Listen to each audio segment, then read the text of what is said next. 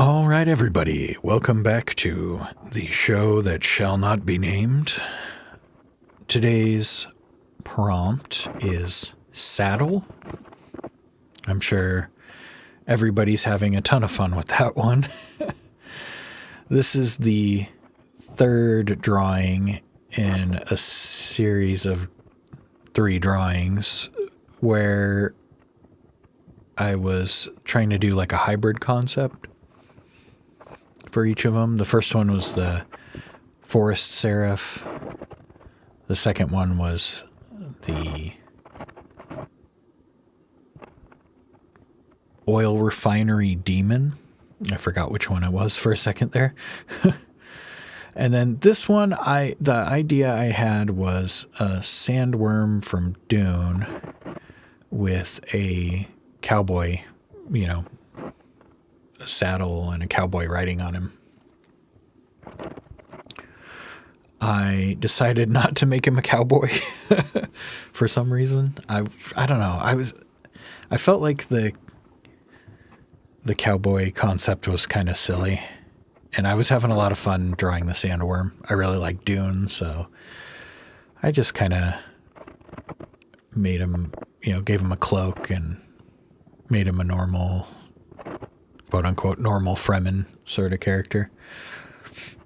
But that's fine. Those themes or whatever were all self-imposed by me, so hopefully you guys forgive me. But yeah, I went through and did some quick outlining with my fine TWSBI.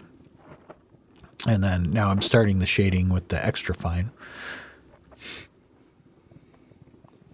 Doing a bunch of hatching. This guy was kind of challenging. Doing figure drawing without a sketch is still something that I'm not super comfortable with. So I think that was part of the reason I got to the point to the head, and I couldn't really think of how to do a cowboy hat or a face. Also, it was a very, very small figure. So I figured, hey, throw a cloak on him. I'll practice some more figure drawing without a sketch off camera, and then once I'm, somewhat decent at it, I'll demonstrate it for everybody. I'm not quite Kim Jung-gi just yet, although I would love to be able to draw like him. But yeah, so I'm going through, I'm adding lots of texture with these contour lines. I drew in a bunch of fine little sharp teeth there. Lots of contour lining. I started to put a sort of a drop shadow underneath the figure here. And then I'm adding some contour lining on those mesas, buttes. I don't know what they're called. I forget. I think I was kind of still halfway in between making it look like a Western and a sandworm sort of scene at that point. So I wanted to draw those rocky formations in the background, but they still work for a Dune setting, I think. Here's some more contour lining. Just keeping it, loose, and doing a lot of automatic drawing really pays off when you're doing stuff like this, because you get used to doing weird shapes and weird lines and stuff like that, and then you can just kind of refer back to that in your mind, right? It's really good practice for doing actual drawings later. I mean, it's good. I'm not saying they're not actual drawings, but it's really good practice and techniques for doing representational stuff later, I guess is what I should say. Or should say that. Excuse me. Oh yeah, before I started this one, I was looking at some Mobius under his real name, Jean Giraud, I think. I don't know how to say it. But he did a lot of Western stuff. This comic called Blueberry, which is really cool. It's you could see it has all the little texture lining like his stuff under the name Mobius, but it's also not surrealistic in any way. It's more I think trying to be realistic. It's just, Western stuff. So I was kind of studying how he did his little hatching and stuff in some of those drawings, and I was trying to emulate it a little bit here.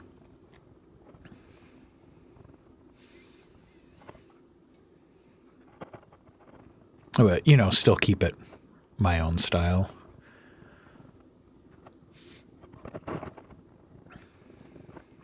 So yeah, lots of hatching in this one.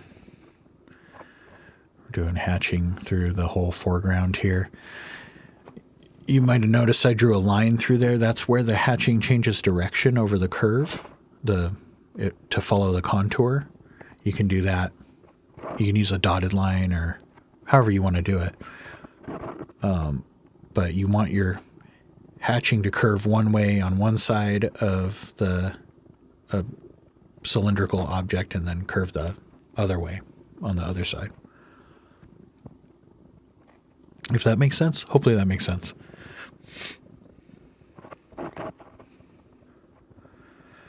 And then, yeah, cross-hatching to just darken up those shadows.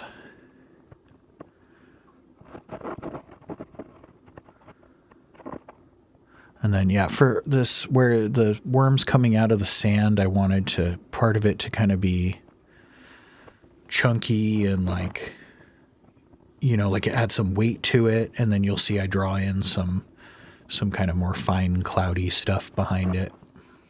But this is kind of more the like billowy, chunky parts.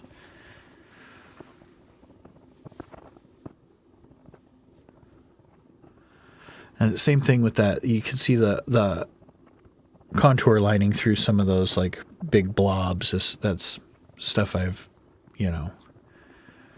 taken from automatic drawing. And it almost is automatic drawing, just like micro automatic drawings inside of each like little billowy area. Same with this stuff.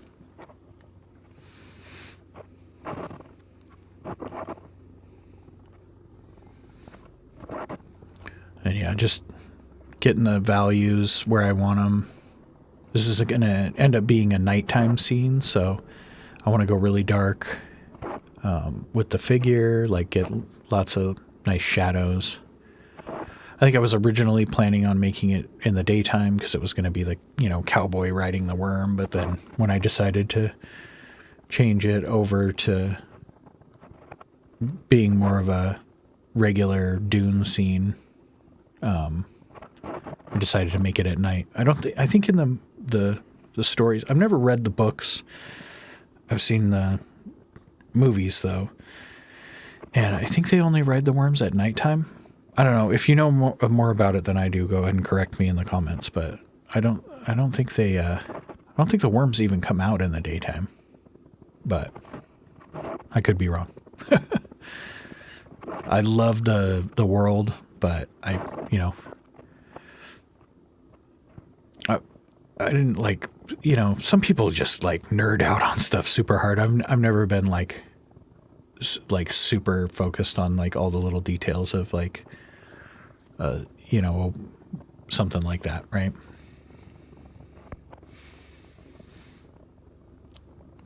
Not that I don't appreciate it, and I totally understand people who want to do that. I don't know. I just kind of take stuff at face value sometimes, I guess. I'm sure it's different. I tried to read the books, but they are an interesting read. I read a couple chapters, I think, of the first one, and it's a lot of, the made up words of all the stuff, and it was a little overwhelming. I'm not the strongest reader either. I'm more of a graphic novel kind of guy, so not that, I like reading, but I don't have a lot of time to read books when I'm drawing all the time. So, I like looking at pictures. But yeah, I'm just cruising through. This was after I decided to make it nighttime, so I'm, putting shadow, kind of darkening everything in a little bit.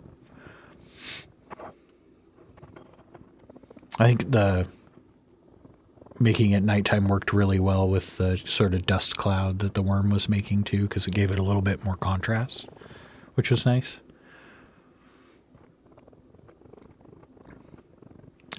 It would have been fine without it, but, Yeah, just, working my way down. I didn't do any cross-hatching in any of this stuff. I wanted it to kind of have almost like a flatly lit sort of look to it, because moonlight is a lot dimmer than sunlight. So I don't know. I feel like when you're drawing something at nighttime, you want it to be really dark with just like some highlights, basically, if that makes sense.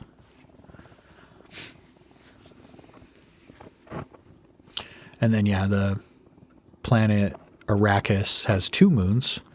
And then I had them kind of, I got a little abstract with it here. I wanted them overlapping. I think if I recall, the main character in the movie or in the book, he names himself of like the shadow of the moon or whatever. So I wanted that like overlapping shadow right there.